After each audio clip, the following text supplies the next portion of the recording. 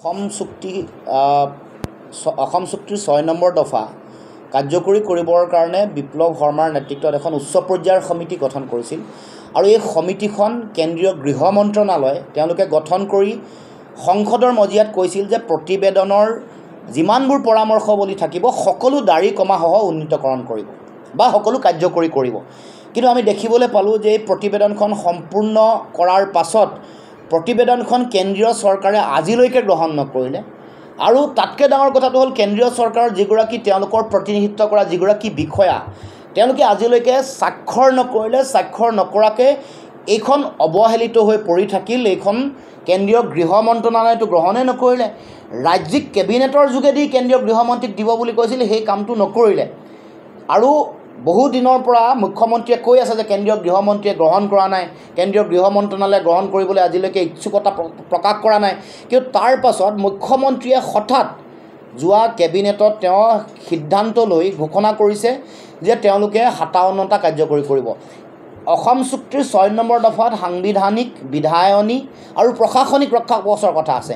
বিধায়নী আৰু প্ৰশাসনিক ৰক্ষা কৱচ দুয়োটা ৰাজ্য চৰকাৰে দিব পৰা বিষয়, কিন্তু মূল কথাটো হ'ল যে এই প্ৰতিবেদনখনৰ ন্যায়িক, চৰকাৰী, সাংবিধানিক স্বীকৃতি আৰু মৰ্যাদা পাবলৈ হ'লে কেন্দ্ৰীয় চৰকাৰে গ্ৰহণ কৰিব লাগিব। অসম চুক্তি ত্ৰিপাক্ষিক এখন চুক্তি।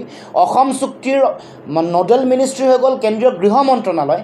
কেন্দ্ৰীয় গৃহ মন্ত্ৰণালয়ে গঠন কৰি দিয়া এখন কমিটিৰ প্ৰতিবেদন ৰাজ্য চৰকাৰে কাৰ্যকৰী কৰিব পাৰিব যেতিয়া কেন্দ্ৰীয় চৰকাৰে এখন গ্ৰহণ কৰিব। কেন্দ্ৰীয় চৰকাৰে যেতিয়া নীতি নিৰ্দেশনা দিব, এই গোটেই প্ৰক্ৰিয়াটোৰ লগত কেন্দ্ৰীয় চৰকাৰ, ৰাজ্য চৰকাৰ আৰু সদৌ অসম ছাত্ৰ সন্থা জড়িত হৈ আছে। সকলোৱে এই চুক্তিত স্বাক্ষৰ কৰিছে। বিভিন্ন সময়ত চলি থকা ত্ৰিপাক্ষিক আলোচনা, বিষয়া পৰ্যায়ৰ আলোচনা, সকলোতে তিনিটা পক্ষৰ উপস্থিতি দৰকাৰ।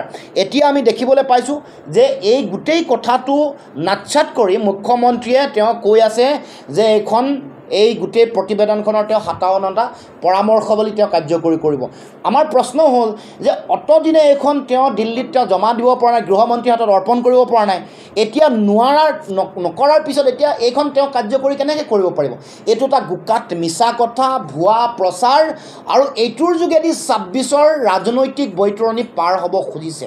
কাৰণ এই গোটেই সাংবিধানিক ৰক্ষা কৱচৰ মূল আধাৰটোৱেই হ'ল অসমীয়া মানুহৰ সংৰক্ষণ, অসমীয়াৰ সংজ্ঞাৰ ওপৰত ভিত্তি কৰি সাংবিধানিক সংৰক্ষণৰ ব্যৱস্থা ইয়াত উল্লেখ কৰিছে, বা চাকৰি বাকৰিত সংৰক্ষণ বা আন সকলো ধৰণৰ কথা অসমীয়া মানুহৰ সংজ্ঞাৰ ওপৰত ভিত্তি কৰি হ'ব। অসমীয়া মানুহৰ সংজ্ঞা 1951 চনৰ ওপৰত ভিত্তি কৰি, যদি 1951 চনৰ ওপৰত ভিত্তি কৰিয়েই অসমীয়া মানুহৰ সংজ্ঞা হৈছে, তেতিয়াহ'লে এই গোটেই কথাটো দিল্লীয়ে বা কেন্দ্ৰীয় মন্ত্ৰণালয়ে তেওঁলোকে স্বীকৃতি দিলে নে নাই দিয়া? যদি তেওঁলোকে স্বীকৃতি নাই দিয়ে এই কামবোৰ কেনেকৈ কাৰ্যকৰী কৰিব? গতিকে এই কথা বতৰাবোৰ নজনাকৈ, এই গোটেই কথা বতৰাবোৰ মানুহক আন্ধাৰত ৰাখি মুখ্যমন্ত্ৰীয়ে যিটো কথা ক'ব খুজিছে, এইটো এটা ৰাইজক বিভ্ৰান্ত কৰিব খুজিছে, বিপথে পৰিচালিত কৰিব খুজিছে।